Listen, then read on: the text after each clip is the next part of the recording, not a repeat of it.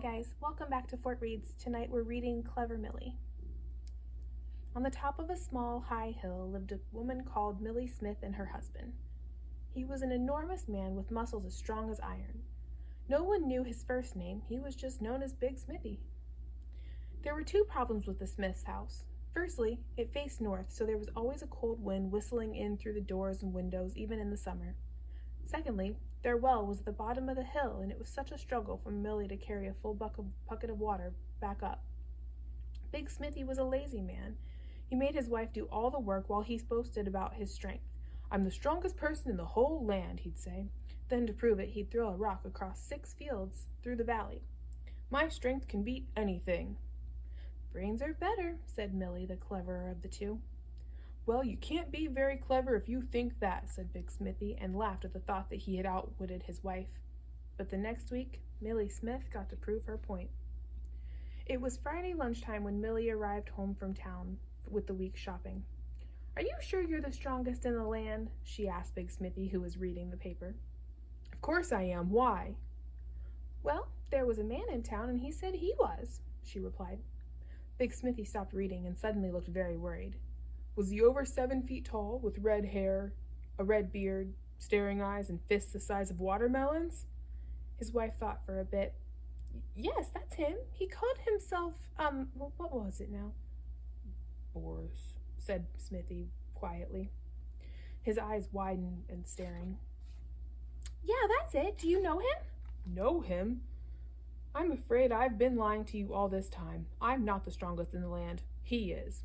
Only he's been in South for years now, and I never thought he'd come up this way." He stopped and thought for a minute. "Maybe he's just up for the day. Yes, that's it. He'll be on his way home tomorrow." "Afraid not," said Millie, looking out at the window. "He's coming across the valley towards the house. Look!" Big Smithy screamed, jumped up, and ran around the room wildly. "He'll pummel me. He'll bash me. He'll mangleize me. What am I going to do?" "Well, Millie, have you got an idea, haven't you? Please?" "What'll you do if I help you?" she said. "Anything. I'll do anything," he replied, going whiter than a polar bear in a snowstorm. "Right," she said, squeezing him into a small cot in the corner. "Now stay there, don't say a word, and hold this." She handed him a big rock. 10 long minutes passed. Then they heard a knock on the door, so loud that it rattled all the windows. Millie Smith opened it, and there stood the enormous figure of Boris. He was even bigger than she remembered. "Where's Big Smithy?" he said, spitting out words like great pits. "He's not in. He's away in the south. He said he was going down there to find a man called Boris. Then he said he was going to bash him to bits and squash him into jelly." "What? I'm Boris." "Oh, that's funny," looking him up and down. "He said you were big and strong." Boris snorted with anger. "I am big and strong. I'm bigger and stronger than he is." "Well then you'll be able to do anything he can." "And more. I'm Boris the Brave. I'm Boris the Brilliant. I'm Boris the, But he couldn't think of anything else that started with a B. Millie wondered why so many men spent so much time boasting about how great they were.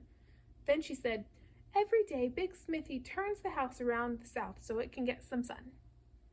"That's a child's job," said Boris, taking off his jacket, which could have doubled as a tent. He put his shoulder against the house and heaved and huffed. With a huge scraping sound and rumbling, the house was slowly turned right around. Millie blinked into the warm sunshine and breathed in the warm breeze.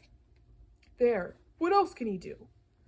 "Big Smithy's so strong, he could take a long stick and drive it right through the hill," said the clever woman.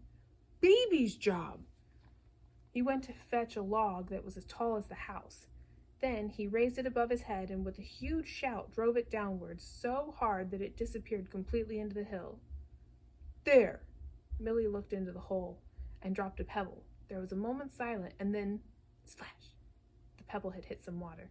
Now she had a well at the top of the hill. "Now you better go down south and fight Big Smithy," Millie said. Boris was quite tired, although he didn't say so. "I think I'll have some bread before I go," he said, and pushed his way into the house. It was then that he saw Big Smithy in the cot. "Big Smithy," he snarled, and strode across the room towards him. Smithy was so scared that he started to shake. He clenched his fist so hard around the rock that Millie had given him that it shattered into a million pieces. Just before Boris reached the cot, Millie said, "Watch out, Boris, that's baby Smithy. If you harm him, Big Smithy won't be very pleased." Boris stopped. "Baby Smithy?" he said, looking at the size of the person in the cot. Then he glanced down at the crushed rock on the floor and suddenly felt very weak. He rushed out the door, down the hill, and was never seen in those parts again. Big Smithy was so scared that he shook for 3 days afterwards. He was true to his word, though, and eventually he said, "You were right, Millie. Brains are best. I suppose you'll want me to do all those jobs around the house now." "No," Millie said, "just do half of them, and stop boasting." So the two of them lived happily for the rest of their days. That's cute. Good night, guys.